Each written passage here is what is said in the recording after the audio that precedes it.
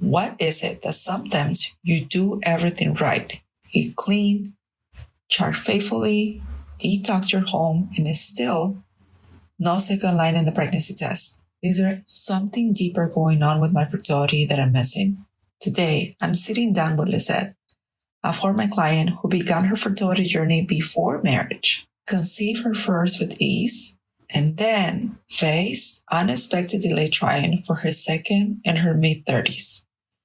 Her story will answer the question, what happens when the textbook approach doesn't work? And how do you uncover what's actually blocking conception? Naturally, this episode is tender, faith-filled, and full of life-giving clarity. Stay with us. Welcome to Fertility and Wholeness Podcast. Are you tired of seeing that test be negative month after month? Will you ever stop having to take test after test? Are you scared of all the medical terminology, office visits, and misinformation you see at every turn on your infertility journey? If you answer yes to any of those, you're not alone. You are at the right place. I'm so happy you're here with us. My name is Ariana. I'm a fertility care practitioner and a wholeness coach with over a decade of experience on the field. I created this podcast because I know what it is to feel alone and lost while navigating fertility problems. And after helping hundreds of women, teaching them how to not protract their cycles, boost their fertility, and navigate their monthly emotional roller coaster and get pregnant naturally, I am on a mission to empower women to take charge of their fertility journey. In this podcast, you will find heartfelt conversations, education, tips on how to take care of and understand your fertility, emotional support, simple lifestyle changes to boost your fertility, nutrition, self-care routines, tips for handling stress and anxiety with ease. We have amazing, exciting expert interviews and guests, inspirational stories, and practical advice on preparing for pregnancy and joyful delivery. Are you ready to reclaim your health, your life, and become pregnant naturally? If so, grab your green juice and prenatal vitamins. This episode is just what the doctor ordered.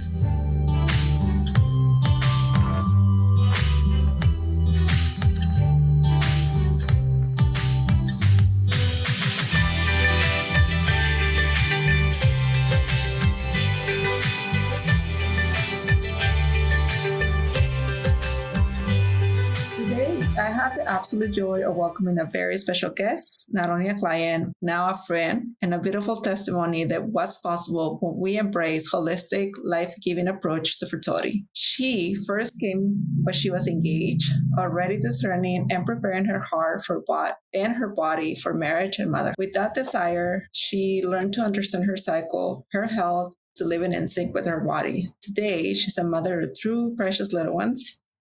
Her story is unique and is one that is going to offer hope, encouragement, and perhaps even a different way to looking at fertility for women who are journeying for more. Her path wasn't a conventional because she started with me before she was even married. Honored to have her here to share her heart, her highs and lows, and how this model is a way of living and help her bring more life into the world. So let's start at the beginning, Lisette. I want you to introduce yourself and tell us what led you to seek fertility care before marriage, and what were your first thoughts or expectations when you first reached out to me? Well, Ariana, it's good to see you again. Met you when I got engaged at the parish and decided to have my wedding ceremony at St. Peter Chanel. And as you know, St. Peter Chanel in our area is one of the parishes that has the most preparation for engaged couples to be ready for marriage. And it was wonderful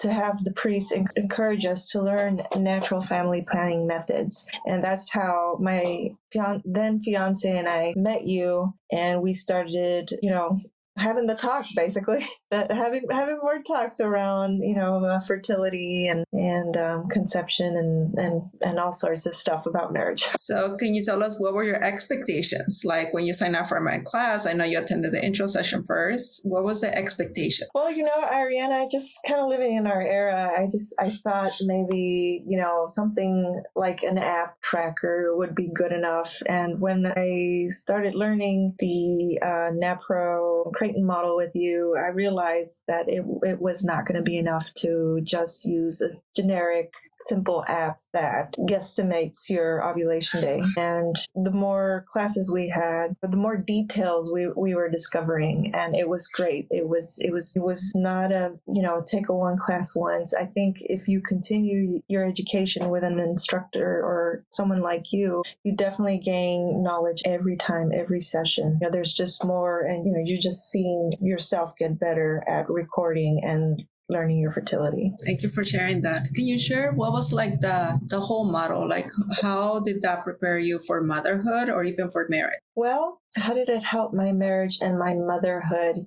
Well, I remember a lovely instruction, and I'm so glad you did this, and you brought it up several times. You had us both work on the fertility charting, Usually it's really left up to the woman, if you're taking hormonal contraception, to take it, to get the prescription, to do everything with it. And these sessions it was a shared responsibility and always a talk. Okay, if we're going to be intimate, what does that mean? Are we trying to achieve pregnancy? Are we trying to avoid pregnancy? How many kids do we want? It was active. It wasn't passive and, let's see, or if we can get pregnant. We were able to use it very intentionally and plan our time together more efficiently. And you also brought up spicy time, which is non-sexual time. Like, how do you keep the bond and the spark alive when you're avoiding pregnancy and you have extended times of abstinence? So till this day, we still talk about spicy time, and no pressure. Let it just be, sugar and spice and everything nice. So we still talk about it.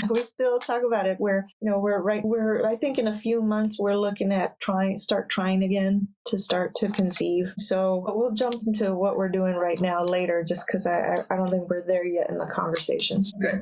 Just for our listener, SPI stands for spiritual, physical, intellectual, creative, and emotional, because I do work with my couples in all areas of their marriage or the relationship, not just the biological side. I want my couples to be spicy. So thank you for mentioning that. And I remember celebrating your first child, but then you came back. What were you seeking, and how coming back led to another pregnancy? We got our first son. We had him at the 5th month post-marriage. So it was about 5 months that we had about the 20% chance. My husband says, hey, we're newlyweds. This will happen. And we have a 20% chance. We're not in a rush. Like, we don't have to aim it just right. I said, okay. So about 5 months of being married, we conceived, and we had our first child. First son came to the world via cesarean, so I definitely wanted to wait a little longer just for more healing to happen in my body, more recovery, just so that if I wanted to, I can have a vaginal birth the next time, and the dates of birth between siblings wasn't too close. So we waited. We were still,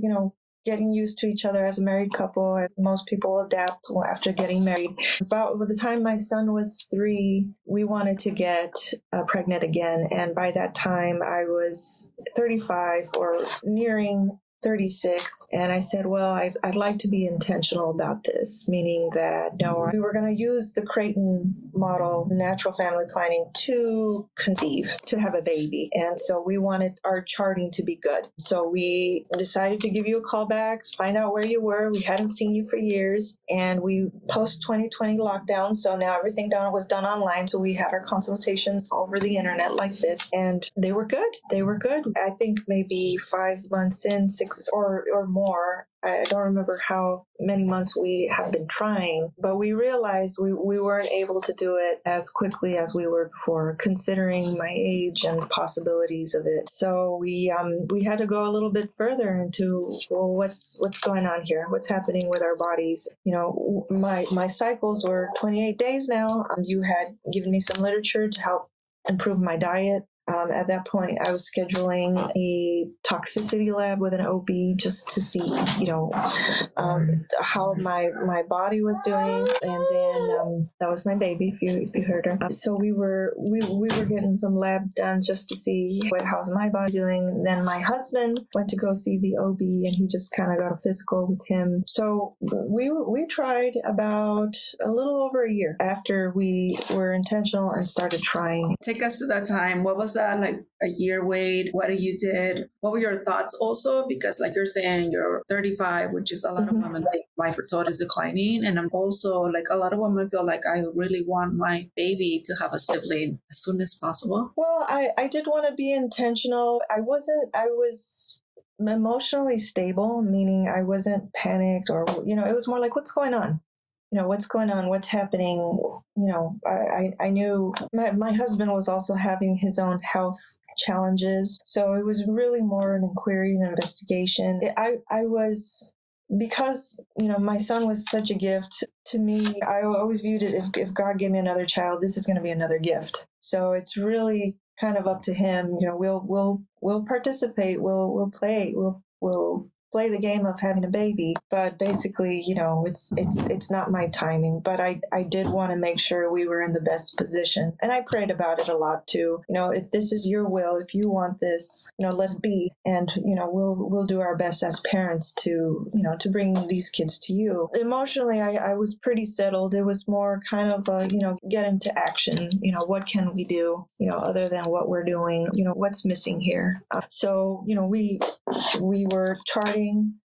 I had already adjusted my diet. The OBGYN did a lab to see, what supplements I should be supplementing with, just to make sure that all the ingredients are there for a happy, healthy conception. So I was taking vitamins. Then in the meantime, my husband saw that my OB got a physical check, and he went to go see a urologist, and he had a lab to check his hormones. And because I wasn't managing that department, my husband must have missed a call, meaning, because it was his doctor, these were his appointments, I didn't go to them. He must have missed a call of theirs saying, hey, we have your lab results. So we didn't know that they had came in, and maybe a month or two later, when he got in contact with the urologist again, they said, hey, your hormones are out of balance. So why don't you come back in and we'll help you correct that. So in the meantime, I was preparing my body to improve the egg quality. I was very familiar with how my cycles were, because we had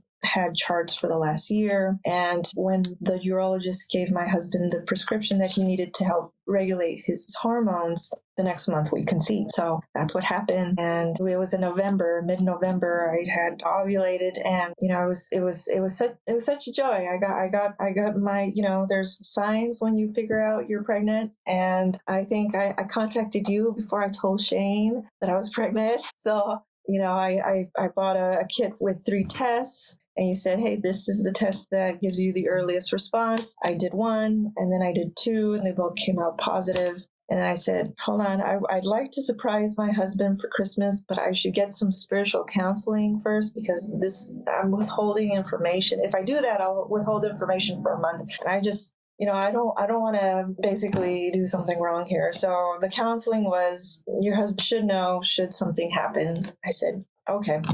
So I told him that day, and I think I was messaging you too, that, hey, I'm going to tell Shane, and he was working from home that day. Yeah, and whatever else he had in his agenda really didn't matter after that. He was just like, you're pregnant? And I said yes. And so since this was a goal of ours, I think at first his thought was like, oh really?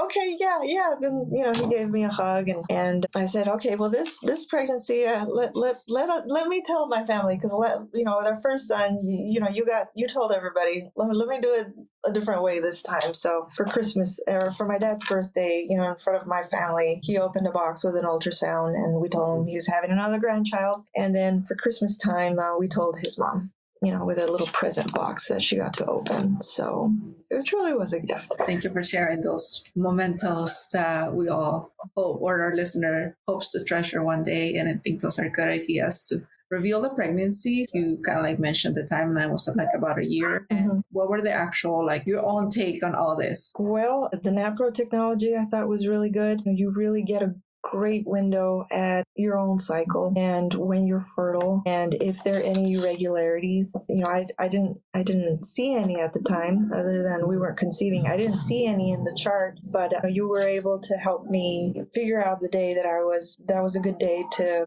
have relations and try to conceive, and when that window was. But definitely look at holistic ways, methods that are spiritually good. Trust, pray for the grace to be patient, to allow, if this is the plan, if you're a believer, that this is the plan of the Lord. Also work on diets. I think one thing I miss to say is I also reduced a lot of the toxins that we were exposed to at home. You might know this, Ariana. I knew you worked a lot yourself with unprocessed food eating stuff that is healthy. Along with health, there are stuff in our environment that does affect us. So anything that had, for those of you who don't know, fragrances can really alter your endocrine system. BPAs in plastic, these are all small pollutants that with repeated exposure can affect our bodies. So I replaced all of our cleaning products with non-toxic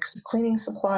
And another important step I took is I got rid of the stuff that was in all the other cleaning supplies that I wasn't going to use out of my home. And that really did clean up our bodies a lot. So I would say look at the natural methods, use the spiritual side, look at the chemistry if you have a doctor or an OB that can work with you. I find these I hear about different ways and people, that are trying to conceive, and I don't know if I should even talk about some of them, but it seems so heartbreaking because there are using means that that could potentially spiritually and physically be harmful to the parents or the child.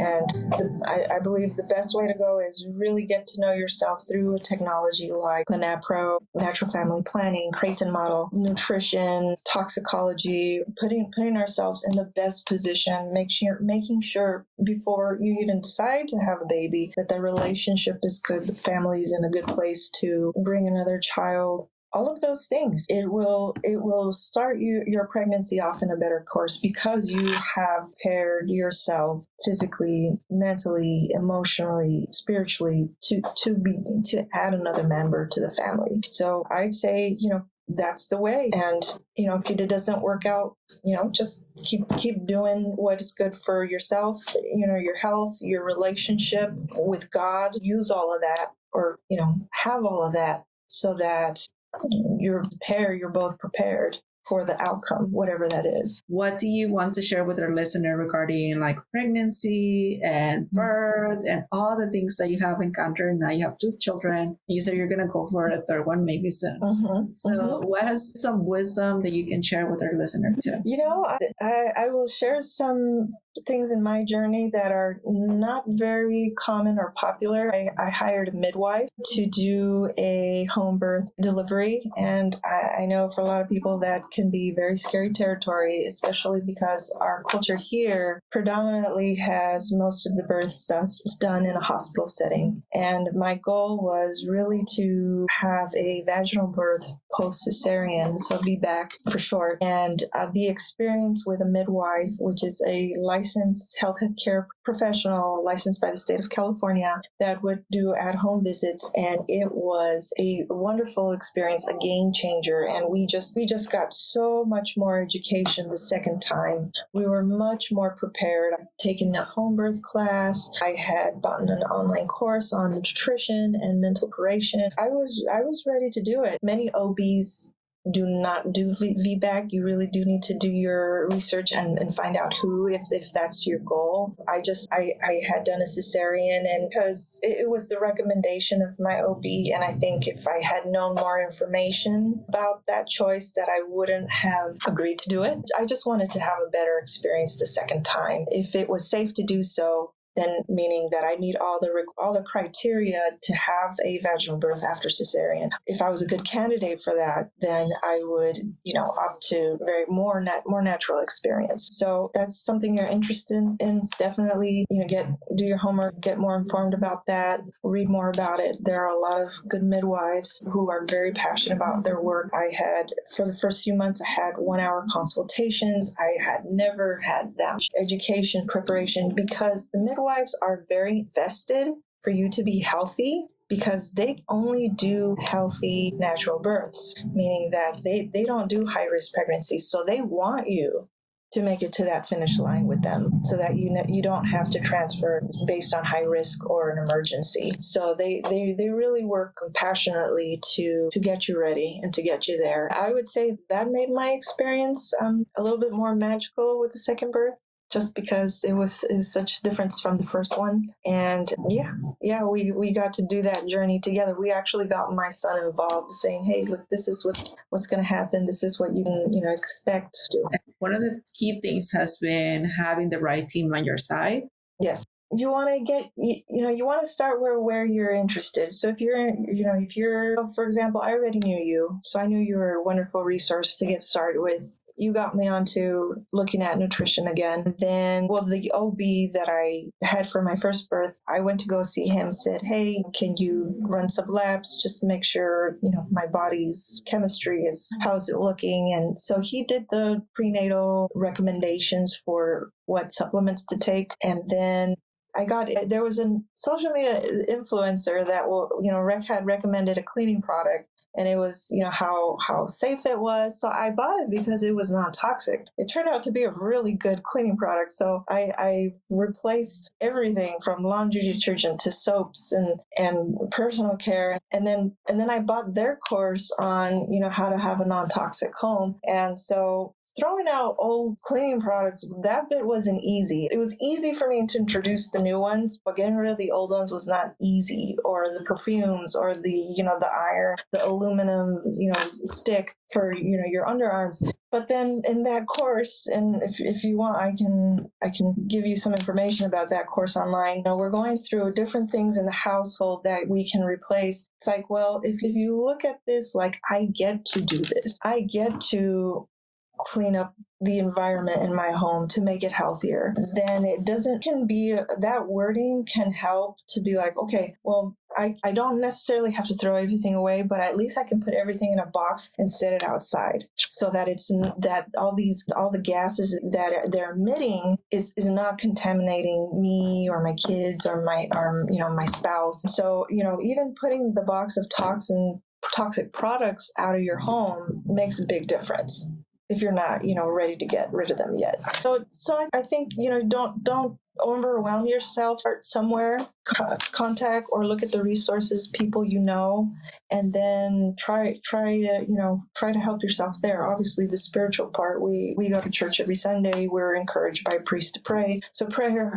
in the background has always been an active part of this too. So there's that component to build trust in the process, to not despair, to get clarity and hope. So there's that. Yeah. Well, thank you for sharing. And one of the pieces of the puzzle that you mentioned earlier was that your husband needed some help with his hormones. Mm-hmm. Was that something that quickly got pregnant? But for other women or other couples to hear those diagnoses, that means this is going to be harder than what I think. What can you say that once you get the right help, things should follow? But a lot of men also are afraid to go to the urologist and get the results. So how you navigate those things? Well, it depends on the man, right? So some men are more sensitive. Some men make it mean something about themselves. I think because, what helped about the natural family planning, the way you encouraged us to do it, is we're both active in this. Right, was, improving my diet. I was replacing products in our homes to have a cleaner environment where our hormones can regulate normally. And I went to go see the doctor first. Then my husband went to go see my doctor because my doctor would see men too. There was just some things my husband was interested in his own health to be, healthier. So, these urology appointments, it wasn't my idea, but it was part of it for us to get a good view of, well, what are we looking at here? It doesn't necessarily mean anything about it. Maybe there's just too much exposure to plastics and that's affecting your hormones. You won't know that. You can the doctors, if they're good doctors, they can help you navigate the imbalance naturally, but some of them just offer prescriptions and that can help immediately in the short term. But then at some point you got to look at, well, there's something in my lifestyle that has me be this way in the first place. And so at that point you can address it for the long term. Okay, well, maybe it's because every beverage I drank is out of a plastic bottle that I buy. And that was the case with my spouse. And so switching to, a canteen or a glass seemed like a more plausible solution. Some of these things are lifestyle changes and they aren't always pleasant, but these are small sacrifices that we make. Giving up some processed food was a small sacrifice, but you become more virtuous in the process, right? Maybe you cook more. Maybe you're more conscious of what you bring into your home, or you spend less. So I would say just because a lab shows something, you don't have to give it a lot of meaning, like maybe, no, it just means that something's off and there's something along the way that, set it off course, and we just want to figure out what. And then, it's a trajectory. It can be as impersonal as, I got an injury and I just need to see an x-ray to see, what it looks like in there. I would put it like that. Well, thank you so much for sharing that. I would love to have that resource for having a non-toxic home in the show notes so we can have it ready for that. Because I think it's one of the things a woman or anybody can do at home to improve their hormonal health without actually going to the doctor and getting all these things done. And if we have the luxury of time, and even if we don't, I feel like all of us should embrace those changes. And it's interesting because in my home, I don't have water bottles or I don't have anything in plastic. And we hosted for Easter, and it was interesting because I was like, oh, I hope everybody's okay with the filtered water. And sure enough, somebody showed up with a case of water bottles. And it was interesting because my kids are like, oh, we never had water bottles. And I'm like, no, we don't. Like, it's not something that we buy or that we have stock in our home. So those little things, lifestyle changes, that it can seem so massive. And like you're saying, it can small steps. One of the other things that caught my attention as you were sharing is that now that you built your family with us, whether it's Snapbro, Creighton, your husband being super involved, and I know because I know him, how all this shaped a different outlook if you did not have those resources from the beginning. Oh boy. Let me see if I use this word. I feel like it would, without all those resources and supports, like I'd be on hiatus. Is that the right way to use that word? Meaning I'm kind of left to figure things out by myself. But Ariana, we live in a time of a lot of information, and we just have to find the good information and the good support. So you were definitely a great support factor in our process. You were the first one I told when I saw my first pregnancy symptom. So it was nice to talk to you about that. I don't know.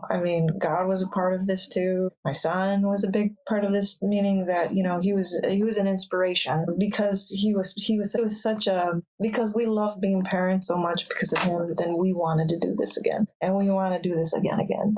So I think, it's really, when you have a good support system, I think that the outcome is better. This is what I get, if a woman's trying to conceive, get good information. I think you need to evaluate, obviously we didn't do any invasive, other than the labs, we didn't do anything invasive, to our bodies. We just really looked at lifestyle, relationship with spouse and God. We really looked at, how can I improve my living to have this chance to conceive? I think that if people if when you look outside of the natural design, for example, NFP or other methods to do it, that it really starts to get messy morally and it starts to complicate things and things aren't as clear. I think that when you give it your best shot with what you have naturally and available to you, I think that gives you more hope. Like I'm more hopeful now, even though I'm 38 now, I'm still hopeful that I can have one, maybe two more healthy pregnancies, and that we can bear the storm again, even if it means it might take a little longer, even if it means maybe that we can or we can't. We'll see. Because we kind of went through that trial naturally. I know I don't have to pay tens and thousands of dollars for IVF or anything else that might be in the fertility market. Well, thank you so much for sharing your beautiful story. For those who don't know, what is the name of your daughter? Ariana.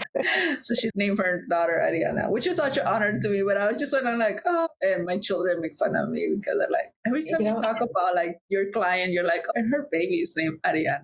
Yes. So Ariana, my husband and I, he loves you, by the way, meaning he finds you great. He finds you wonderful to work with. And my husband has a personality, that some people aren't used to because, he talks and he jokes a lot. So we took a while to pick her name. We really wanted to pick a name that we both liked. And your name was basically, you're inspired us. We're like, well, we both like Ariana. We're like, okay. And it's okay if it's not a saint name. Maybe our baby can be that saint, that puts Ariana on that level, right? But yeah, so Ariana, and then Maria's her middle name after Our Lady, the Mother of Jesus. So yeah, Ariana Maria Reed, that's our daughter. Yeah. Thank you for sharing that, how this sermon came about, because I tell my kids too, I'm like, that baby name? And they're like, oh yeah, it's Ariana. Okay, well, thank you for being witness of what's possible when we honor our God's given design and walk the journey of fertility with intention and faith. And again, to those listening, if this story spoke to you, know that you're not alone. And whether you're preparing for marriage, walking through the season of waiting, there is hope and there is a path to support you and your body and your heart. And if you're ready to take the first step, I'll be honored to walk with you, just like I did with Lisette. Until next time, remember that your body's good, your story matters, there's fruitfulness is possible. And you just heard Lisette said that even in her mind, even though she's 38, she knows that the fertility clock is ticking, but it's not over yet because she has taken the steps from the beginning to do the work, to do the investigation, and to get the best team on her side. Thank you, Lisette. You're welcome. Great to see you again, Ariana. Thanks for tuning in. If you enjoyed today's episode, we got a special treat for you. Join our free Facebook group where you can connect with other amazing women and share your thoughts. Join us by clicking in the link in the show notes. We can't wait to welcome you into our supportive community. And don't forget to come back for our next episode, where we'll be sharing even more inspiring stories, encouraging tips, educational insights, and practical strategies. Oh, and before you go, we have a tiny favor to ask. If you found today's episode uplifting and helpful, please leave us a review. It's like giving us a virtual hug, and it helps other amazing women like you find our show. Plus, it makes us smile from ear to ear. And hey, why stop there? Share the love. Tell your Betsies, your mom, your sister, and even your favorite barista about our podcast. The more, the merrier.